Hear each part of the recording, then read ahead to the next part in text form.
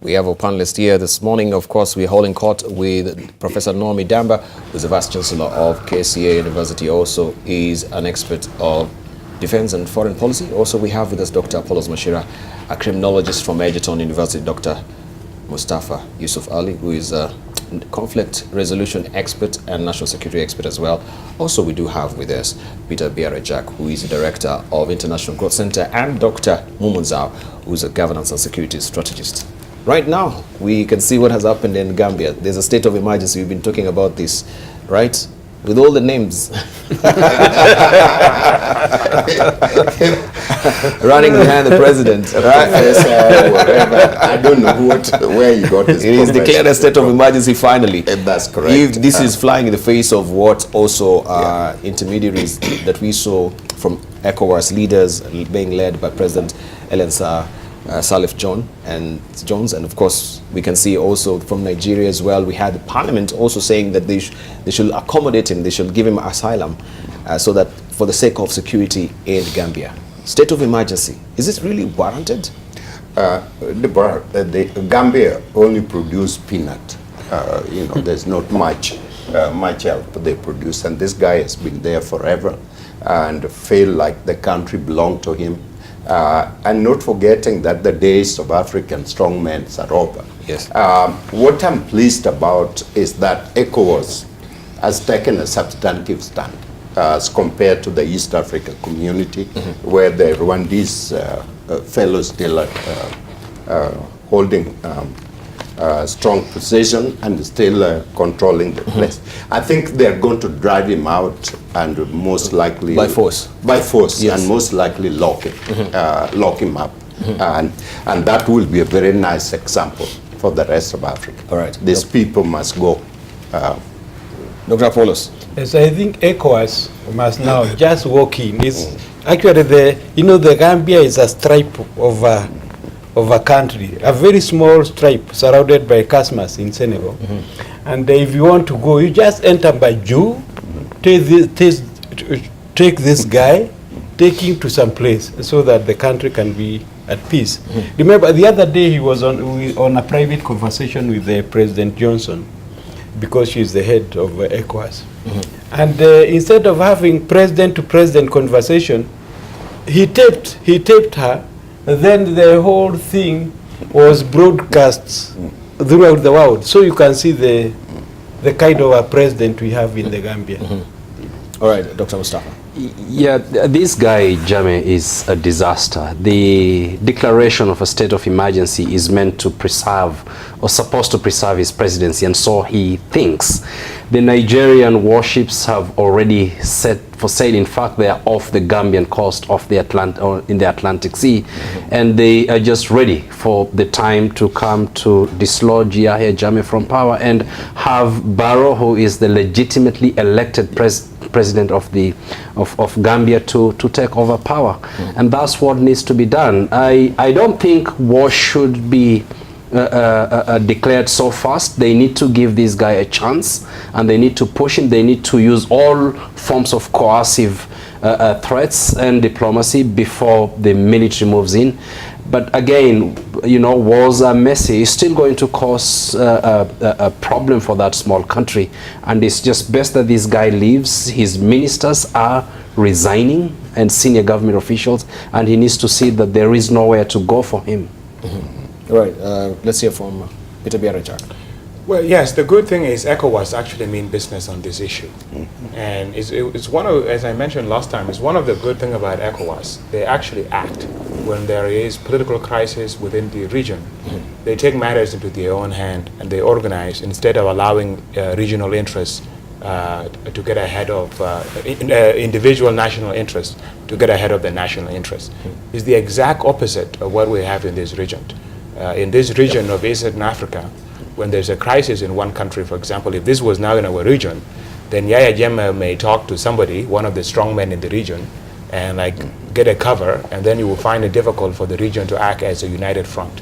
But in this case here, you have a region that is very much integrated, so instability in one area affects everyone else, and therefore everyone is willing to allow the regional interest to prevail over their national interest. I do hope that they make this war very quick. I don't think war is avoidable.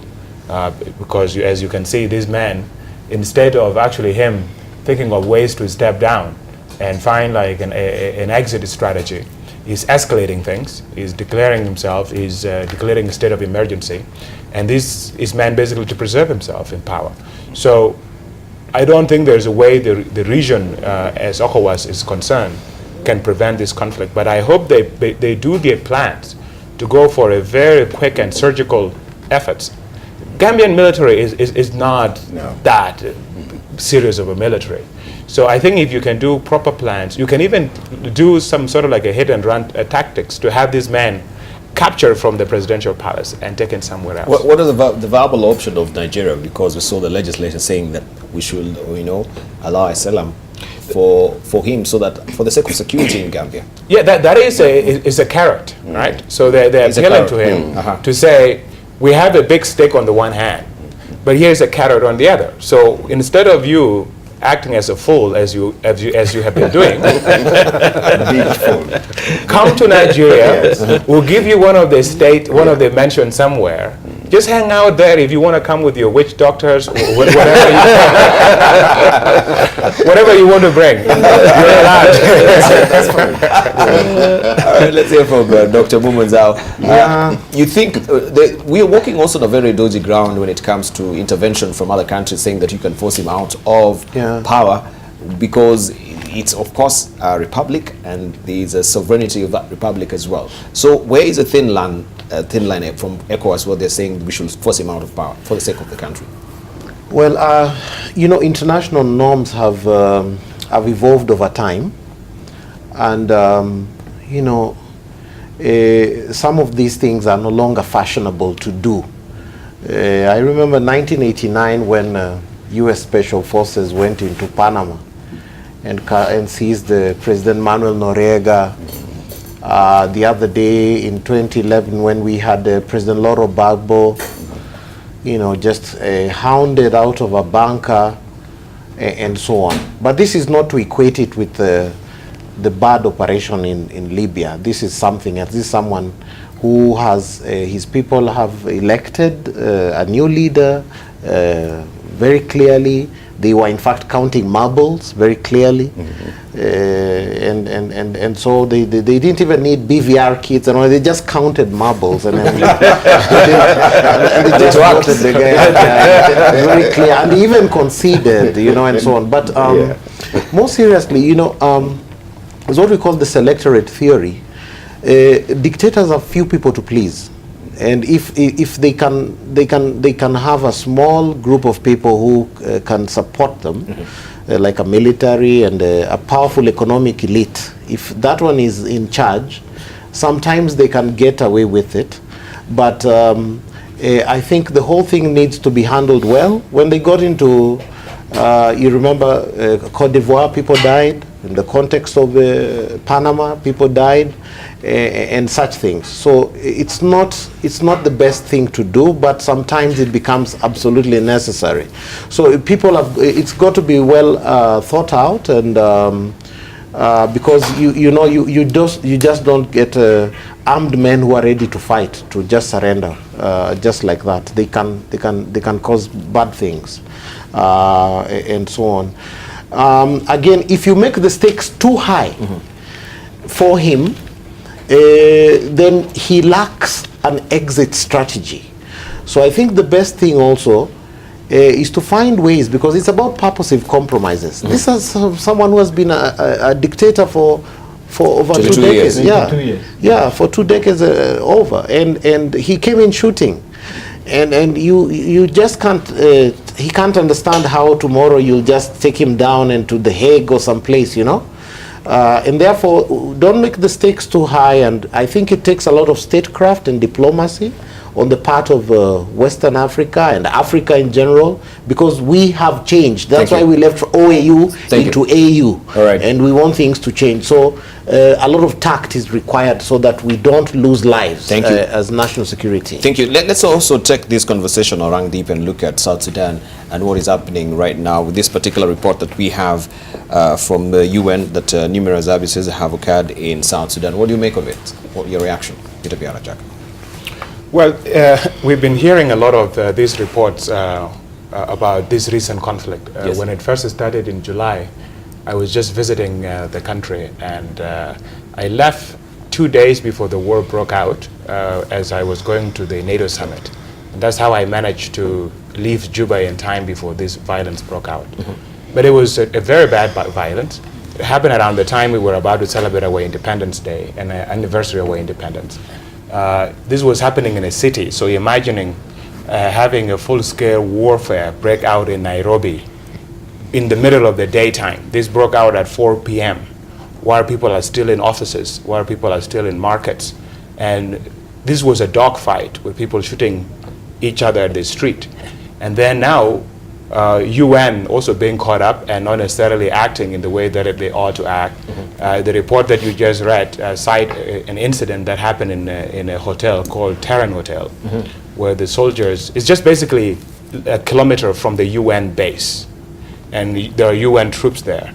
And the UN was unable to come there and actually provide support to a number of different individuals that were caught up, including international and regional aid workers who were severely raped.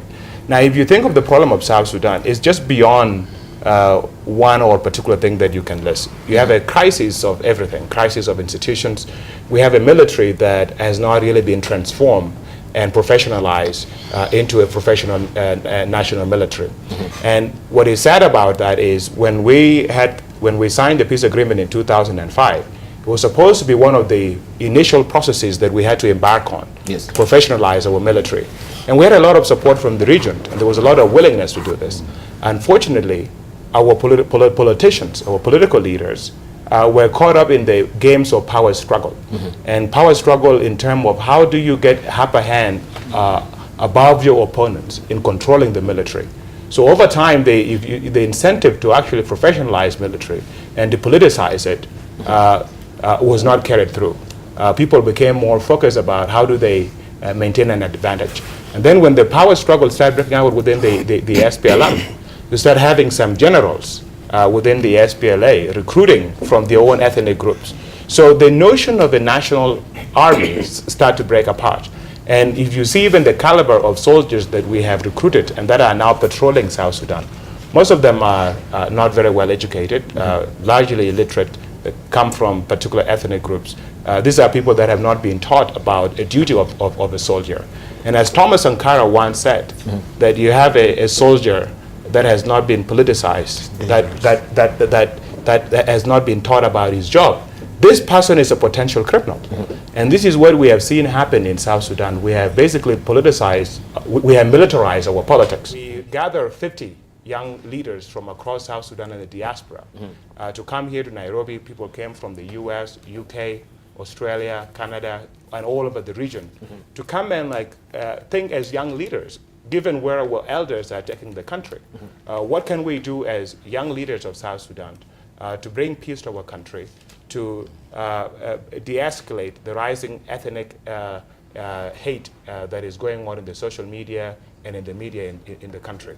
So the South Sudan is in a serious crisis, as I mentioned, and the challenge is now on young people, like the group that we gathered last week, to think about ways in which they can help their country and help and push the two parties to the conflict to end the conflict and give genuine peace a chance. All right. Of course, in that particular meeting also you had the directorate or the director of National Counterterrorism Unit, Counterterrorism Center, really coming to address that particular youth meeting.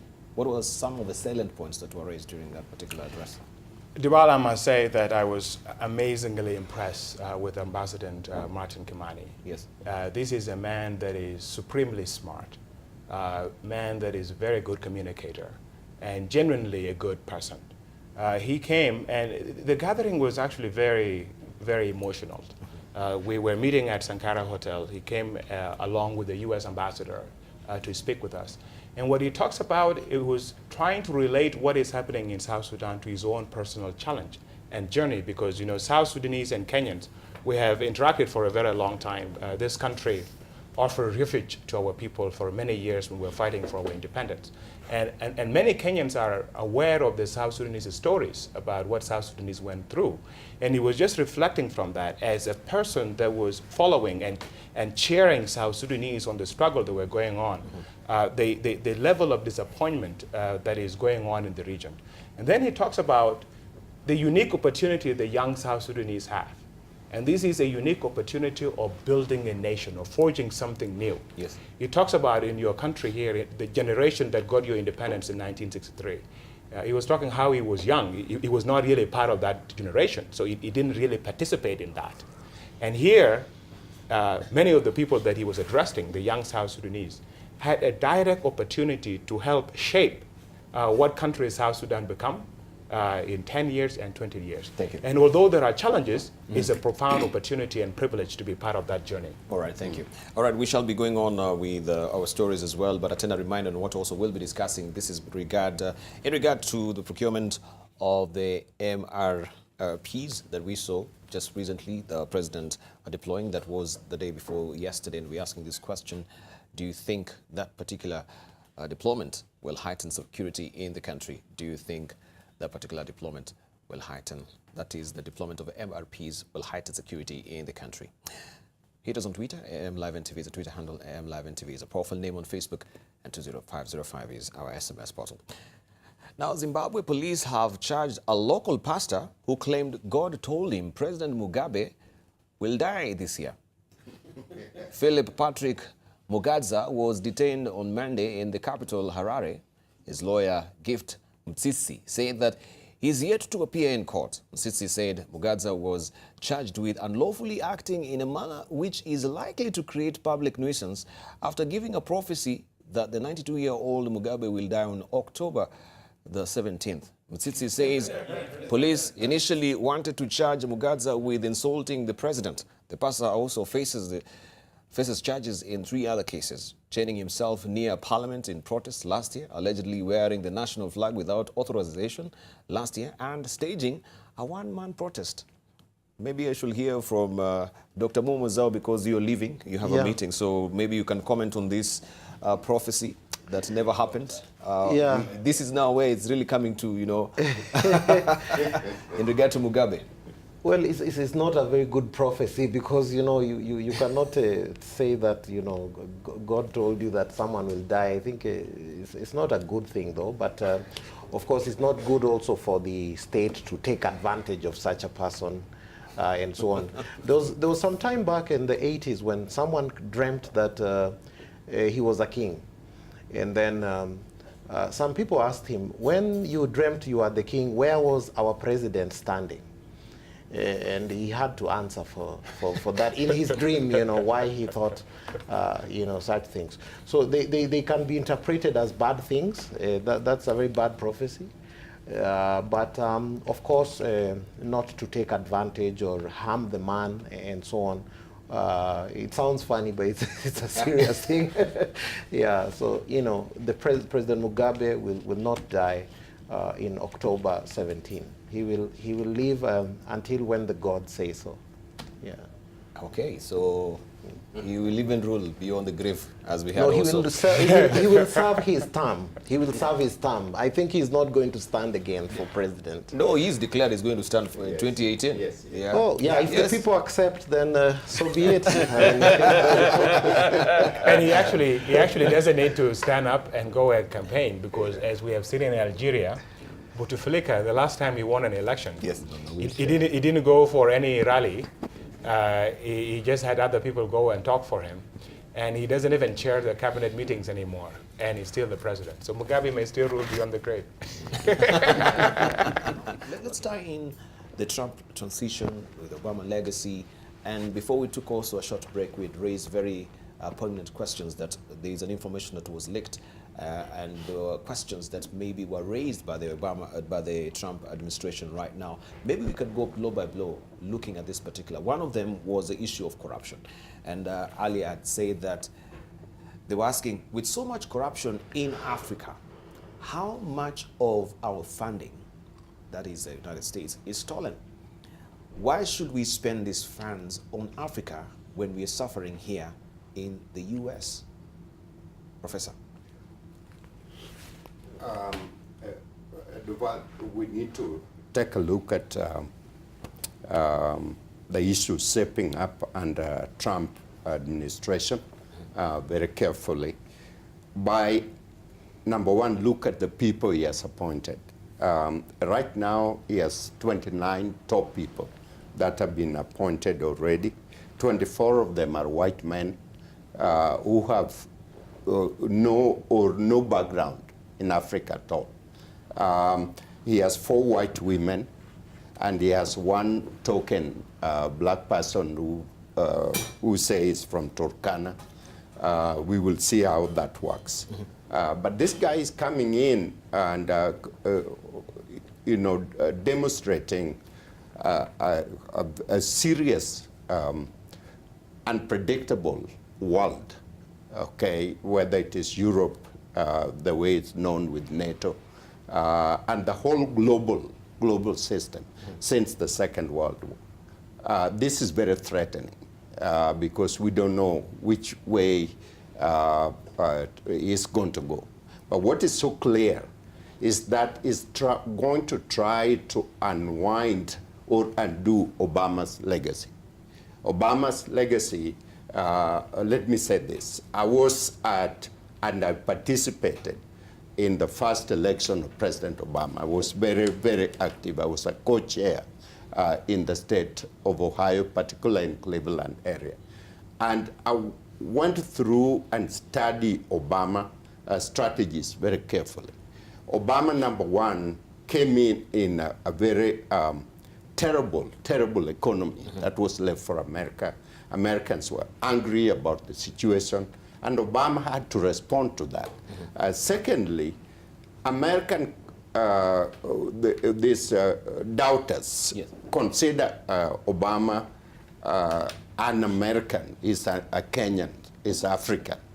And if Obama come out blessing and focus on Africa, Obama was not going to even get elected the second time. While he raised conscience of America about Africa, what I think Obama was planning to do is once he leave office, and that is the very reason he fought very hard for Hillary Clinton to be president, then he will have the chance to do much more for Africa outside the presidency that it was. Because Africans did not help him. Africans were not prepared. Africans did not line up with the forces. We didn't really take advantage. We didn't take advantage of Obama, historical advantage. Okay. We never know when this thing is going to happen. Now let me say a few more things. It is possible that Trump is going to remove the big program of Power Africa, which is aligned to President Obama. It's going to cut out AGOA, which has helped particular Kenya with the coffee and all that kind of thing. It's going to curtail emergency program for aid while Africa is still ravaged by aid. It will cut or curtail US aid. That is a very serious undertaking. And lastly, it's going to cut or curtail military aid. Without American support for international, for United Nations, and for Africa in particular. Thank you. Our efforts in fighting Al-Shabaab and Boko Haram is completely weakened. All right. Okay, maybe also this should be tackled by you, Dr. Mustafa. On terrorism, the documents asks why the United States is even bothering to fight the Boko Haram insurgency in Nigeria, where all the schoolgirls kidnapped by the group have not been rescued, and whether Al-Qaeda operatives from Africa are living in the United States. And it questions the effectiveness of one of the more significant counterterrorism efforts on the continent. That's a legitimate question. Maybe I should tie it also with the next, because I think they're turning. Yeah. Yes. They're saying we've been fighting Al-Shabaab for a decade. Why haven't we won? They posed one question referring to the terrorist group based in Somalia that was behind the Westgate Mall attack in Kenya in 2013. Why haven't we won? Maybe we should be asking ourselves these pertinent questions. We've been fighting also the Al-Shabaab in Somalia as the Kenyan defense forces. Why, until now, haven't we won? Yeah, very legitimate question. And Trump should be the first one to know why we have not won this war. Trump should be the first person to understand why the United States of America has actually not won this war since 9/11, when it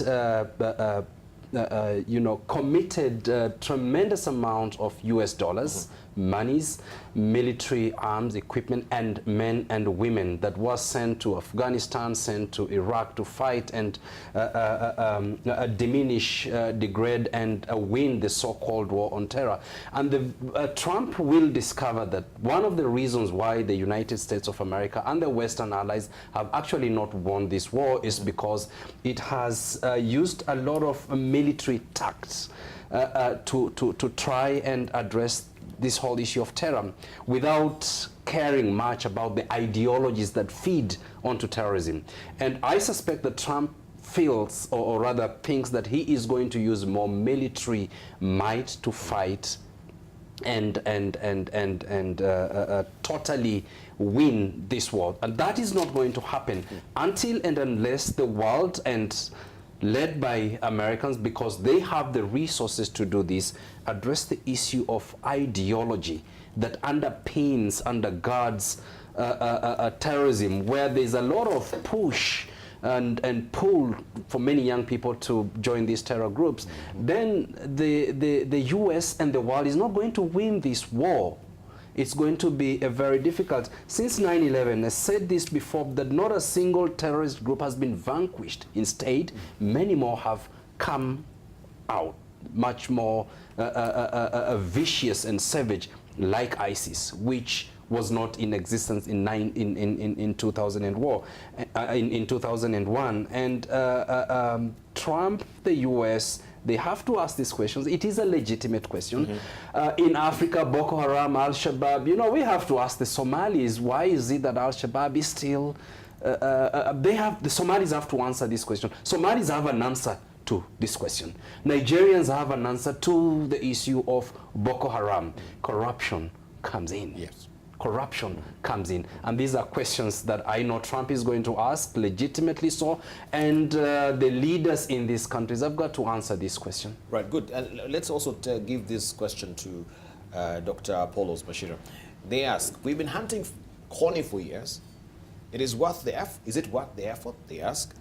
Poses another series of questions related to Joseph Kony, the warlord head of Uganda's violent guerrilla group, the Lord's Resistance Army, who has eluded the authorities for 3 decades. It says the LRA has attacked attacked U.S. interest. Why do we care? Is it worth the huge cash outlays? I hear that even the Ugandans are not looking to stop searching for him, since they no longer view him as a threat. So why do we? When we deal with someone like John Kony, or when we deal with the ISIS or Boko Haram, Al-Shabaab, we are dealing with the values. Value conflicts are very difficult to resolve. Because first they are dealing with the ideologies, they are dealing with the beliefs that you believe in. The Lord's Resistance Army has values that are religious in nature, and that makes it very difficult because they believe in value. So when you think about eliminating these people, some of these people are ready to die.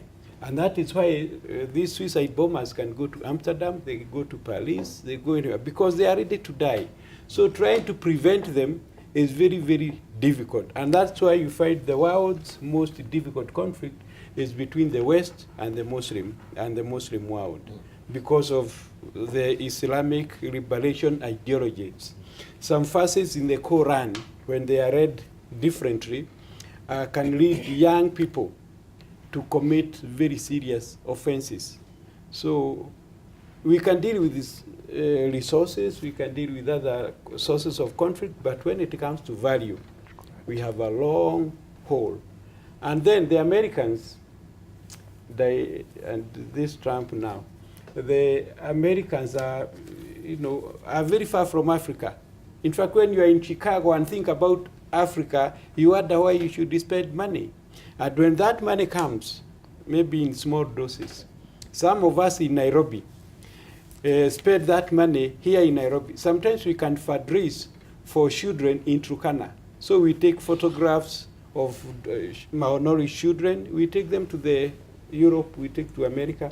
But when the money arrives in Nairobi, it is used here in a very luxurious way.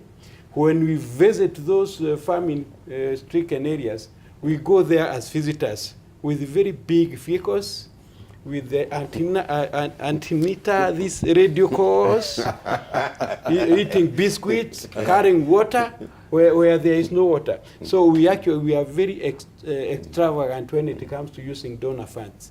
And that is why some of them perhaps are getting annoyed with our misuse, our corrupt nature. Just the way the countries are corrupt, even the NGOs. Thank you. All right, let's hear from Peter Biara. Jack, maybe you might want to wind up on that. Then we'll get 30 seconds from you about the MRPs also that were deployed in this country on Monday. Peter. Well, I think Trump's, the question that he's asking on aid are legitimate, and I will advise his transition team to read my paper. To read your paper? I wrote a paper a few years ago that was published by Harvard University that tried to address the failure of aid, using the case of South Sudan to look at the larger structural problem with aid. It's not something that can be blamed on Africa alone, but it's also related to the design of some of these aid programs, which are sometimes designed on assumptions that are not based on reality.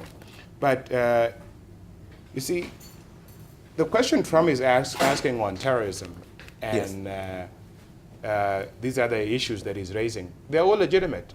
The only problem is I wonder whether they're actually even genuine, because during the whole campaign, he has not even raised any of these issues, right? He was talking about crooked Hillary and all these other things. We didn't even get a sense of what he actually thinks when it comes to policy.